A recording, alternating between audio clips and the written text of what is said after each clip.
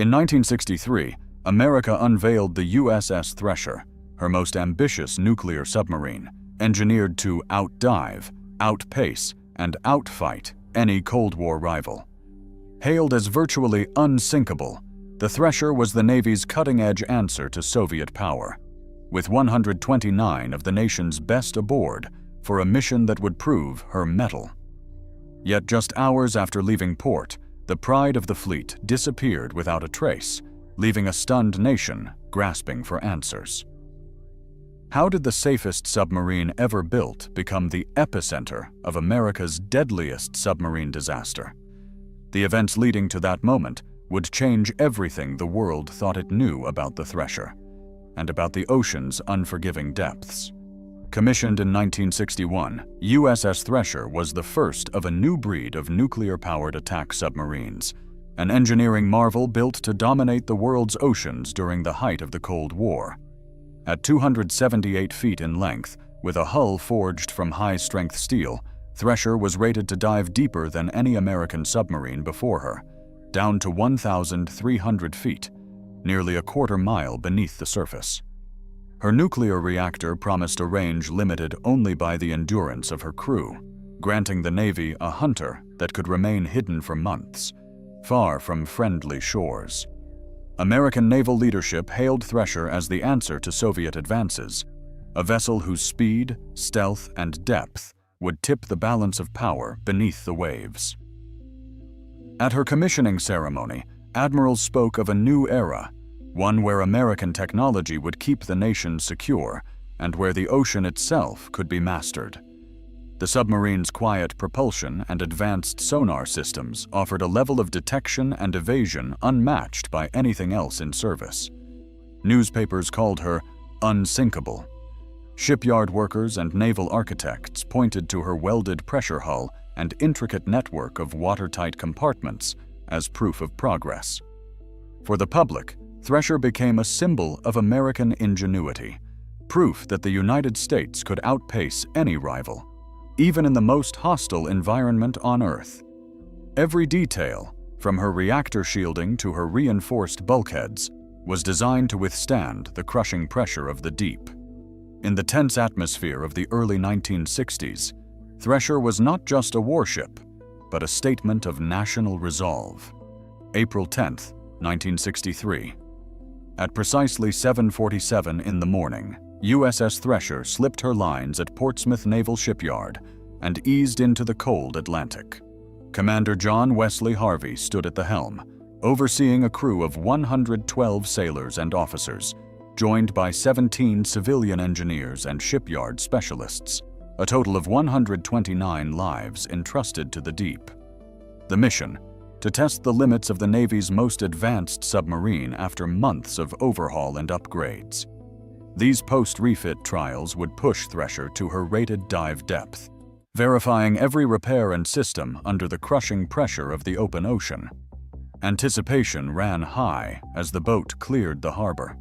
For many aboard, this was a chance to prove the ship's readiness, to demonstrate that American engineering could conquer even the most hostile environment. The Atlantic stretched wide and empty, offering no margin for error. Below decks, systems hummed and checklists ticked down. Each compartment was manned, each valve and gauge monitored by men trained for the unexpected. As Thresher began her descent, the mood was a mix of routine professionalism and quiet tension. Every deep dive trial carried risk, but the stakes felt higher on this boat, with so many experts watching, so much riding on success. Orders passed crisply from control room to engine spaces. The submarine angled downward, leaving sunlight and surface behind. Above, the support ship USS Skylark kept a steady watch, ready to track every move by underwater telephone. The test had begun. The ocean waited. At 9:13 a.m., the underwater telephone aboard USS Skylark crackled with a message from Thresher. Experiencing minor difficulties, have positive up angle, attempting to blow. The hiss of compressed air bled through the static, a sound familiar to any submariner, a desperate rush to fill the ballast tanks and force the boat upward. Skylark's bridge crew traded glances, straining to interpret the broken phrases. The next transmission was even less clear. Fragments, a number, 900, then silence. At 9:17, a final garbled word drifted up. Test depth. The line went dead. Within moments, the Skylark's captain ordered emergency procedures. Signal grenades thundered into the sea at regular intervals, each detonation a coded call for Thresher to surface.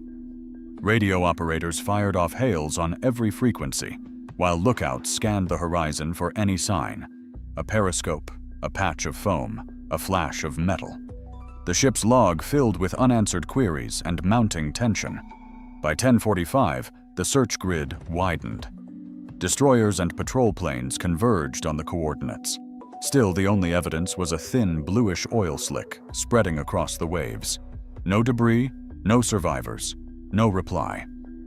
Skylark's crew, trained for rescue, found themselves powerless, staring at a patch of empty ocean.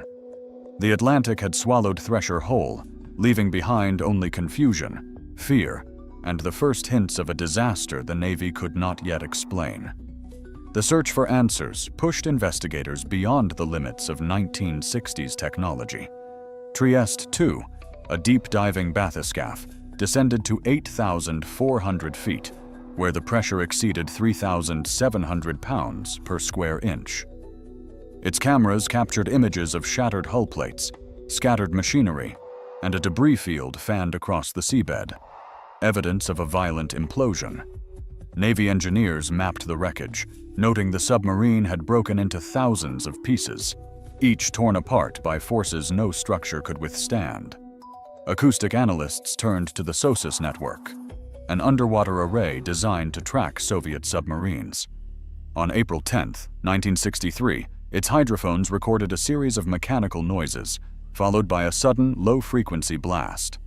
Bruce Rule, an expert in underwater acoustics, later reconstructed the sequence. A silver-brazed pipe in the engine room likely ruptured, spraying seawater onto electrical panels. The reactor shut down, power failed, and Thresher lost all propulsion. As the crew fought to surface, compressed air rushed into the ballast tanks, but moisture had frozen the lines, choking off the only escape. The submarine slipped past its test depth, plunging uncontrolled.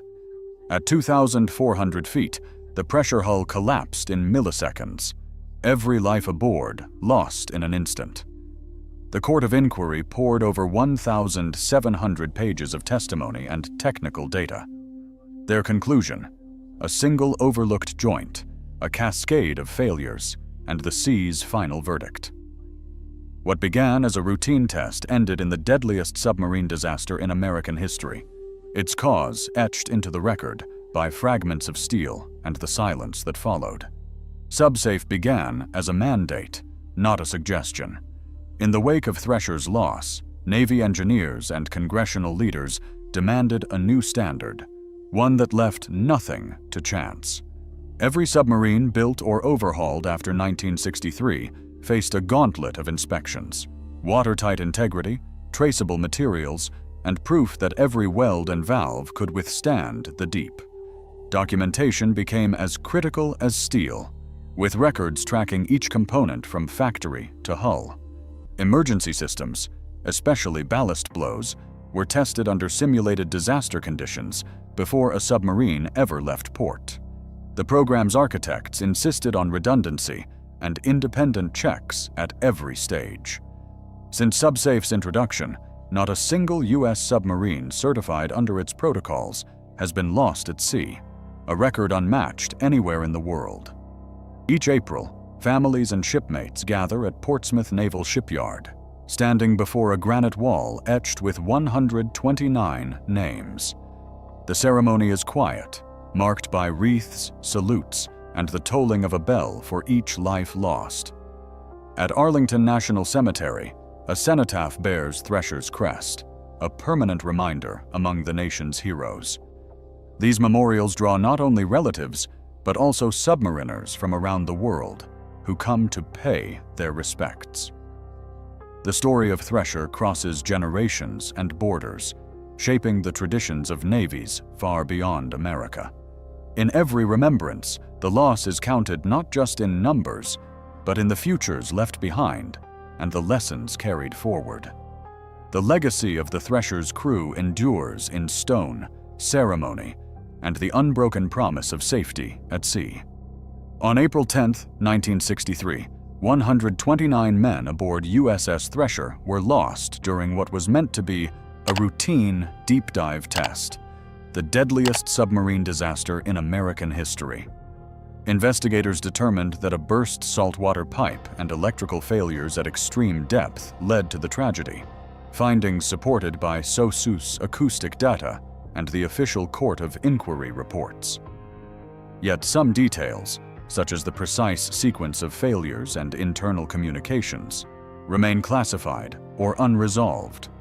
In response, the U.S. Navy created the SubSafe program in 1963, establishing rigorous safety standards that have prevented the loss of any SubSafe certified submarine for over 60 years. Memorials at Portsmouth and Arlington ensure the Thresher's crew are not forgotten. The lessons learned from Thresher continue to shape submarine safety worldwide.